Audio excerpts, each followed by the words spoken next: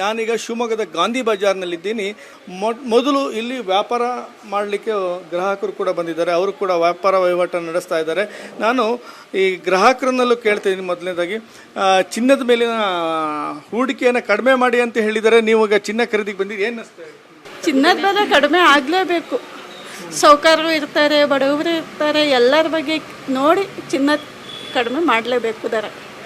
ಇಲ್ಲ ಖರೀದಿ ಕಡಿಮೆ ಹೆಂಗೆ ಮಾಡೋಕ್ಕಾಗುತ್ತೆ? ಮದುವೆ ಇರುತ್ತೆ, ಎಲ್ಲ ಇರುತ್ತೆ, ಫಂಕ್ಷನ್ ಇರುತ್ತೆ, ಅದಕ್ಕೆ ಚಿನ್ನ ಬೇಕೇ ಬೇಕು.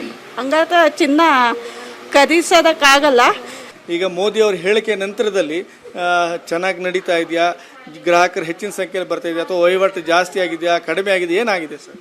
ಇಲ್ಲ, ಬಿಸ್ನೆಸ್ ಓವರಾಲು ಮೊದಲಿಂದನೂ ಕಮ್ಮಿನೇ ಇದೆ.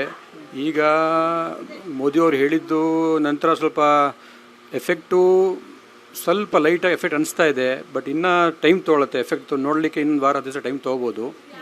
ಸೊ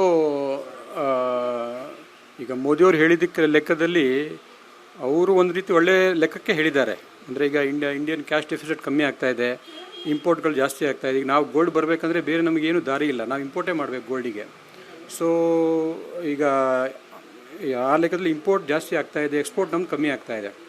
ಸೊ ಮೋದಿ ಹೇಳಿರೋದ್ರಲ್ಲಿ ಏನೂ ತಪ್ಪಿಲ್ಲ. ಬಟ್ ಅದು ನಮ್ಮ ಜ್ಯುವೆಲ್ರಿ ಇಂಡಸ್ಟ್ರಿಗೆ ಹೊಡೆತ ಬೀಳ್ತಾ ಇದೆ, ಮುಂದೆ ಇನ್ನೂ ಬೀಳ್ಬೋದು. ಯಾಕಂದರೆ ಈಗ ಸ್ಟೇಟ್ಮೆಂಟ್ ಕೊಟ್ಬಿಟ್ಟು ಒಂದು ವಾರ ಆಗಿದೆ ಅಷ್ಟೇ, ಒಂದು ವಾರನೂ ಆಗಿಲ್ಲ ಅನಿಸುತ್ತೆ. ಸೊ ಈಗ ಆಲ್ರೆಡಿ ಬಿಸ್ನೆಸ್ ಕಮ್ಮಿ ಇದೆ, ಮುಂದೆ ಬಿಸ್ನೆಸ್ ಇನ್ನೂ ಕಮ್ಮಿ ಆಗ್ಬೋದು ಥರ ಅನಿಸ್ತಾ ಇದೆ. ಬಟ್ ಈಗೇನಾಗ್ತಿದೆ, ನಾವು ಕಸ್ಟಮರ್ಸ್ಗೆ ಏನು ಹೇಳ್ತಾ ಇದ್ದೀವಿ ಅಂದರೆ ರೀಸೈಕ್ಲಿಂಗ್ ಮಾಡಿ, ಇರೋ ಗೋಲ್ಡನ್ನೇ ಕೊಟ್ಬಿಟ್ಟು ಅದನ್ನೇ ಬೇರೆ ಮಾಡಿ ಅಂತಲೂ ಹೇಳ್ತಾ. ಅವಾಗೇನಾಗುತ್ತೆ, ನಮ್ಮ ದುಡ್ಡು ನಮ್ಮ ಇಂಡಿಯಾದಲ್ಲೇ ಇರುತ್ತೆ. ಸರ್, ಈಗ ನಾನು ಹೇಳೋದು ರೇಟ್ ಒಂದು ಕಡೆ ಚಿನ್ನದ ದರ ಜಾಸ್ತಿ ಆಗ್ತಿದೆ, ಜೊತೆಯಲ್ಲಿ ಈ ರೀತಿ ಮೋದಿಯವರ ಹೇಳಿಕೆ, ಈ ಮಧ್ಯದಲ್ಲಿ ಗ್ರಾಹಕರ ಮನಸ್ಥಿತಿ ಹೇಗಿದೆ? ಗ್ರಾಹಕರು ಬಂದವರು ಅಂದರೆ ಬಂಡವಾಳ ಹೂಡಿಕೆಗಾಗಿ ಬರುವ ಗ್ರಾಹಕರು ಇದ್ದರು, ಮದುವೆ ಮನೆಗಳಿಗೆ ಪರ್ಚೇಸ್ ಮಾಡುವ ಗ್ರಾಹಕರು, ಇದರಲ್ಲಿ ಯಾವ ವೆರೈಟಿ ಹೆಚ್ಚು ಕಡಿಮೆ ಆಗಿರುತ್ತೆ ಅನಿಸುತ್ತೆ? ಇಲ್ಲ, ಬರ್ತಾ ಇರೋದೇ ಯಾರಿಗೆ ಭಾಳ ಅವಶ್ಯಕತೆ ಇದೆ ಅವ್ರು ಮಾತ್ರ ಬರ್ತಾ ಇರೋದು. ಈಗ ಹೂಡಿಕೆ ಮಾಡೋರೆಲ್ಲ ಈಗ ಕಡಿಮೆ ಆಗಿದ್ದಾರೆ. ಯಾರಿಗೆ ಬೇಕು, ಈಗ ನಾವು ಮದುವೆ ಇದೆ ತೊಗೊಳ್ಳೇಬೇಕು ಬಂಗಾರ ಅಂತವರೇ ಬರ್ತಾ ಇರೋದು. ಆಮೇಲೆ ಈಗಂತೂ ಸೀಸನ್ ಮುಗಿದೋಯ್ತು, ಈಗೇನು ಮದುವೆಗಳು ಇಲ್ಲ ಈಗ ಸದ್ಯಕ್ಕೆ. ಸೊ ಮುಂದಿನ ದಿನಗಳು ಕರೆಕ್ಟಾಗಿ ಗೊತ್ತಾಗುತ್ತೆ ಏನು ಅನ್ನೋದು ಅಂತ ಹೇಳ್ಬಿಟ್ಟು. ಅಂದರೆ ಮೋದಿಯವ್ರ ಹೇಳಿಕೆ ನಿಮ್ಮ ವ್ಯಾಪಾರ ವಹಿವಾಟು ಮೇಲೆ ಎಫೆಕ್ಟ್ ಆಗಿದೆ?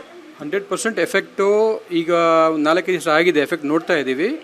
ಇನ್ನೂ ಒಂದು ವಾರ 10 ದಿವಸ ಕರೆಕ್ಟಾಗಿ ನಮಗೆ ರಿಯಾಲಿಟಿ ಗೊತ್ತಾಗುತ್ತೆ. ಹಾಗಾಗಿ ಎಫೆಕ್ಟ್ ಆಗಿದ್ರೂ ಕೂಡ ವ್ಯಾಪಾರ ವಹಿವಾಟು ನಿಂತಿಲ್ಲ ಅನ್ನೋ ಮಾತುಗಳನ್ನು ಚಿನ್ನದ ಅಂಗಡಿ ಮಾಲೀಕರು ಹೇಳ್ತಾ ಇದ್ದಾರೆ. ಶಿವಮೊಗ್ಗದ ಕ್ಯಾಂಪಸ್ನ ಅತಿಕ್ ಜೊತೆ ರಾಜೇಶ್ ಕಾಮತ್, ಏಷ್ಯಾನೆಟ್ ಸುವರ್ಣ ನ್ಯೂಸ್.